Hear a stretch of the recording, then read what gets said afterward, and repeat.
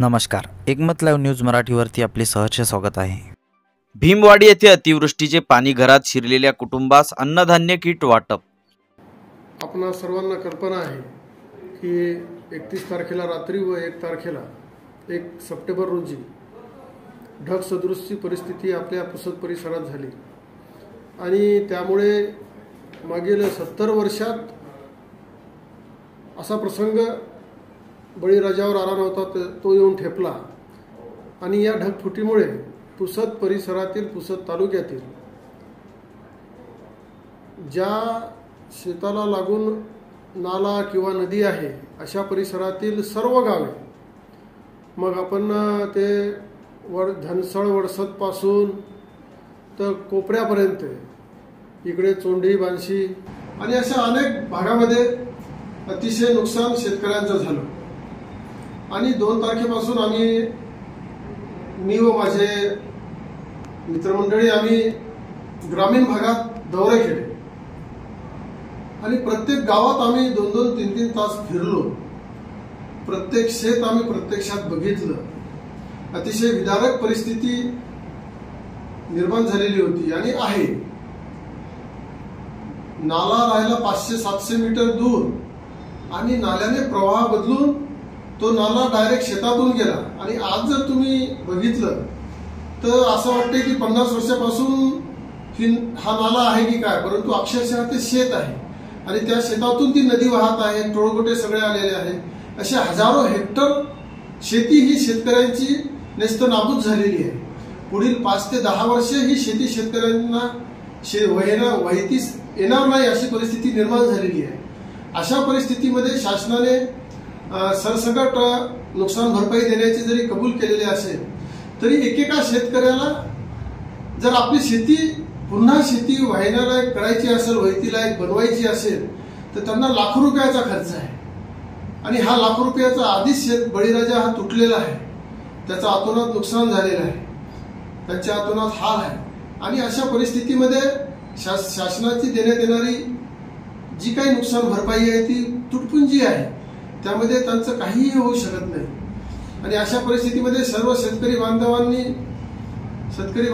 जेव्हा मी तिथे भेटायला गेलो तेव्हा विनंती केली आणि की साहेब आमच्यासाठी तुम्ही काही करा, या नुकसान भरपाई जी शासनाची येत आहे त्यामध्ये आमचं काही होणार नाही। लाखो रुपये आम्हाला शेती दुरुस्त करायला खर्च लागणार आहे, आम्हाला शासनाचं अनुदान नको, परंतु आमची जी शेती आहे, आमच्या वडिलोपार्जित आम्ही कित्येक वर्षापासून आम्ही शेतीवर आमचा उदरनिर्वाह करतो, ती शेती पुन्हा आमच्या वहितीलायक करून द्या।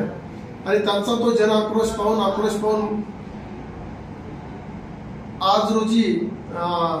आज दिनांक 19 सप्टेंबर 2024 रोजी आज आम्ही सर्व आपल्या पुसद परिसरातील हजारो शेतकरी बांधव माझ्या एका हाकेवर ते आले आणि त्यासाठी आमच्या पत्रकार मंडळींनी मला अतिशय मोलाचं सहकार्य केलं। 4-3 दिवसापूर्वी मी पत्रकार परिषद घेतली। अतिशय शॉर्ट नोटीसवर पत्रकारांनी केलेल्या सहकार्यामुळे हजारो शेतकरी, शेतमजूर बांधव, महिला भगिनी आज सकाळी 10 वाजता बँकेसमोरील मंडपात येऊन ठेपल्या आणि त्यानंतर 11:30-12 वाजता आम्ही हजारो शेतकऱ्यांच्या शिष्टमंडळ घेऊन एसडीओ ऑफिसमध्ये गेलो आणि एसडीओ साहेबांमार्फत मुख्यमंत्र्यांना जे निवेदन द्यायचं होतं ते निवेदन दिलं आणि त्या निवेदनात ज्या प्रमुख मागण्या आम्ही सर्व शिष्टमंडळानं मागितल्या होत्या त्यामध्ये ज्या शेतकऱ्याला लागून नाला आहे त्या नाल्याचं म्हणजे धनसळ वडसद पासून कोपऱ्यापर्यंत जो नाला जातो त्या संपूर्ण नाल्याचं खोलीकरण, सरळीकरण आणि पूर प्रतिबंधक भिंत बांधणं अतिशय आवश्यक झालेलं आहे। ती एक मागणी आपण केलेली आहे। त्यानंतर सर्व शेतकऱ्यांची शेतीतलं पीक वाहून गेलं, त्या झालेल्या नुकसानीची 100% भरपाई देण्याची मागणी आपण शासनाला करत आहोत।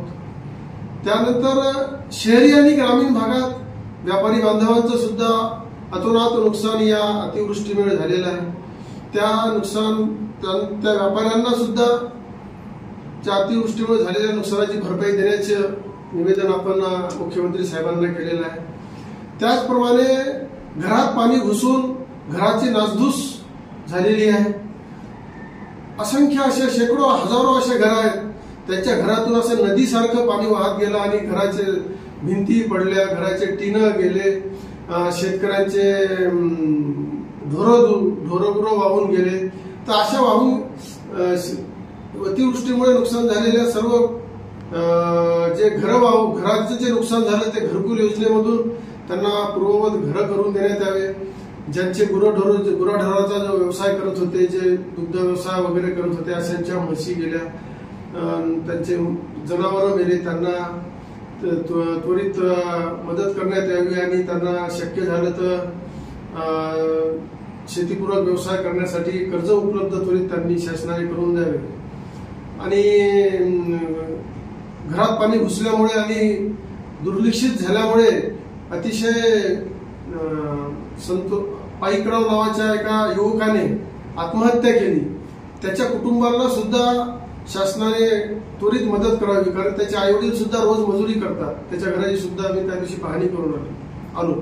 मी माझ्या परीने फुलाची पाकळी त्या परिवाराला मदत करणारच आहे, परंतु शासनाने सुद्धा त्यांच्या कुटुंबाला मदत करावी. असे सगळ्या निवेदनात आम्ही सर्व गोष्टी नमूद केलेल्या आहेत. आणि येत्या काही दिवसातच आपल्या विभागाच्या माजी खासदार व विद्यमान विधान परिषद आमदार भावनाताई गवळी यांच्या मार्फत मी माननीय मुख्यमंत्री, महाराष्ट्र राज्याचे मुख्यमंत्री एकनाथजी शिंदे साहेब यांची आम्ही शेतकऱ्यांच्या शिष्टमंडळासोबत भेट घेणार आहोत आणि त्यांना आपल्या परिसरातील सर्व शेतकरी बांधवांच्या व्यथा आम्ही तिथे सांगणार आहोत. आणि त्या व्यथा सांगितल्यानंतर निश्चितच मुख्यमंत्री साहेब विशेष अशी भरीव मदत आपल्या परिसरातील बळीराजाला करतील अशी अपेक्षा मला आहे. मी असं नाही म्हणू शकत की 100% काम होऊच शकते, परंतु हा लढा, हा बळीराजाचा लढा मी शेवटपर्यंत लढत राहणार आणि जोपर्यंत त्यांच्या पदरात काही पडत नाही तोपर्यंत कधीही त्यांची साथ मी सोडणार नाही आणि यासाठी मी नेहमी प्रयत्नशील राहील. शेवटी मुख्यमंत्री साहेबांना निवेदन देऊन आणि मुख्यमंत्री साहेबांना व्यथा सांगून हे काम जे आहे ते मुख्यमंत्री साहेब स्वतःच करू शकतात. आणि त्यामुळे मुख्यमंत्री साहेबांना आमची अशी विनंती आहे की आपल्या परिसरातील जे शेतकरी बांधव आहेत त्यांच्या झालेल्या नुकसानीची भरपाई आणि त्यांची खरडून गेलेल्या शेत्या या पूर्ववत त्यांनी करून द्याव्यात अशी मी त्यांना विनंती करतो. बातमीला लाईक करा, कॉमेंट करा, शेअर करा व सर्वात आधी ताज्या घडामोडी बघण्यासाठी एकमत लाईव्ह मराठी न्यूज चॅनलला सबस्क्राईब करा.